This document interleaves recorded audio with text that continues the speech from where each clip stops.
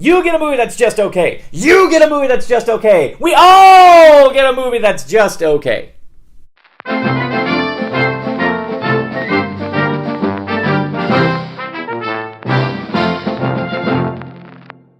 A Wrinkle in Time, directed by Ava DuVernay, God, I hope I'm saying that name right, and it's based on the celebrated novel by Madeleine L'Engle, God, I hope I'm saying that name right. This book is one that's been around for a good long while. I remember when I was in middle school, the book was making the rounds, and a lot of people saying it was really good, and that I should read it, and me being the idiot who didn't like 12 Monkeys in middle school. But this movie has been a long time coming, and I will say, with filmmaking as big as it's gotten, and capable as it's gotten to capture very fanciful stories such as this, the movie made a very strong effort. The visuals, in concept, are very striking, and they're very original. This is actually stuff that I'm sure I've seen stuff like it. Hell, I'm sure I've seen stuff like this in Doctor Who even.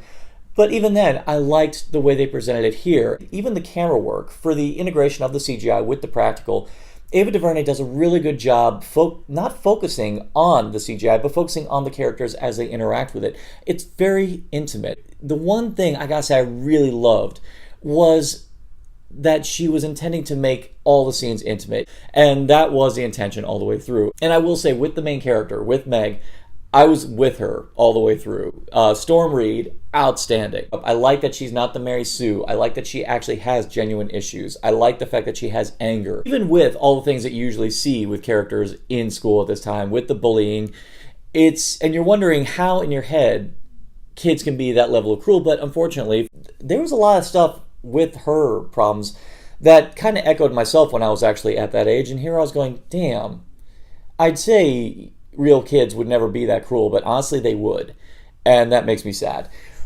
But because it made me sad, that's what made me click with her really, really well. So the emotional core is there, and the best part is we have no problem wanting to follow her all the way through. Now, unfortunately, she's surrounded by two kids. One of them Charles Wallace, Charles Wallace, Charles Wallace, Charles Wallace. Oh my God, how many times you got to say Charles Wallace? Now, I'm not going to bash the little kid playing him, because I got to give him props on the fact that this is a kid playing, obviously a child prodigy with a lot of personality quirks, and having to convey a lot of complex material. And the fact that the kid was delivering it with actually a lot of dedication and a lot of conviction. Actually, there's a point in the film where he actually has to step up and really handle a pretty heavy scene, and I gotta say, he carried it through. Though, the one that actually didn't work was the character of Calvin. The boy actor who plays him is something of a block of wood, and that is one of the dangers of young actors. He really didn't leave much of a profound impression, which is something you desperately need, because unfortunately, the way he is shoehorned into this movie is pretty much has all the subtlety of a wrecking ball. He comes in out of the blue.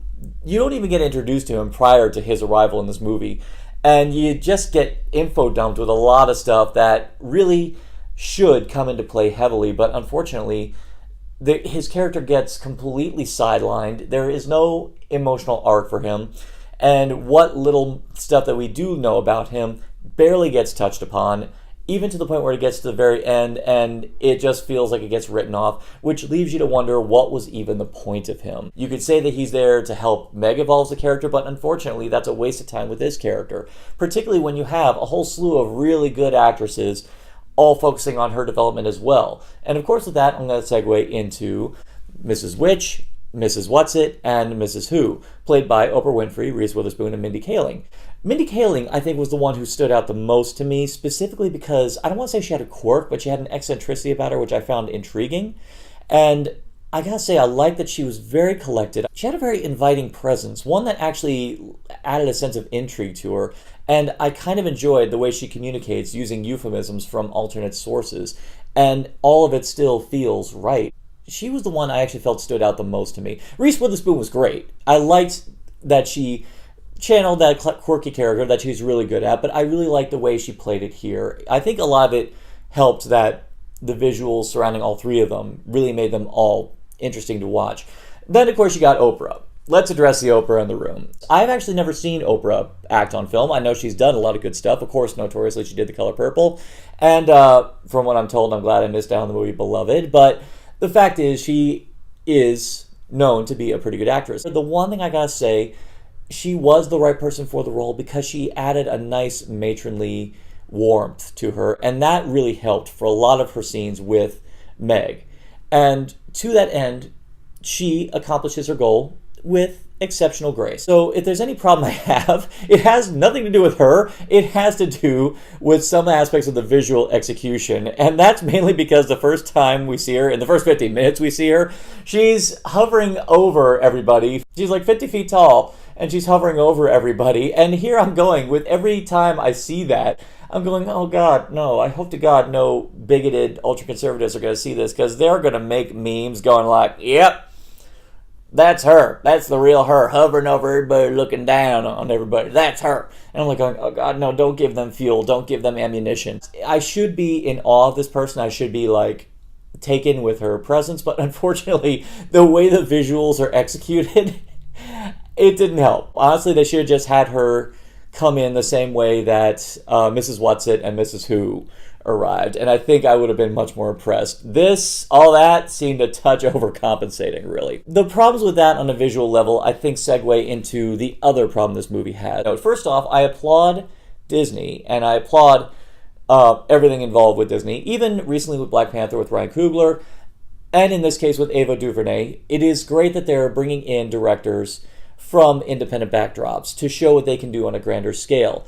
And you know what? The thing I like that they're bringing to the table is they're bringing a much bigger focus on character storytelling, because frankly, we've seen big spectacle movies. We've seen all this big awe-inspiring stuff done with CGI, but we've seen that, and usually we walk away emotionally hollow. What we want to focus on, because the thing we're going to latch onto and the thing that's going to make us care about this movie is the characters.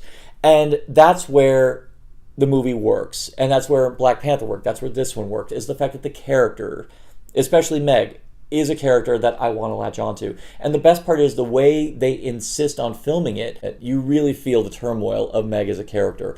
And that's the stuff that carried me through. And the best part is, when I am meant to feel something, I really did. Even though he's in the movie, not a lot, I gotta say, Chris Pine killed it in this movie. On one side, he is a really good, loving father, but at the same time, he is also a man who is very much driven by his desires with his endeavors as a scientist and a physicist.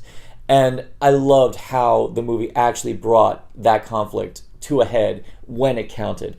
And the scene between Storm Reed and Chris Pine when they see each other again, which you know that's going to happen, that's this kind of movie.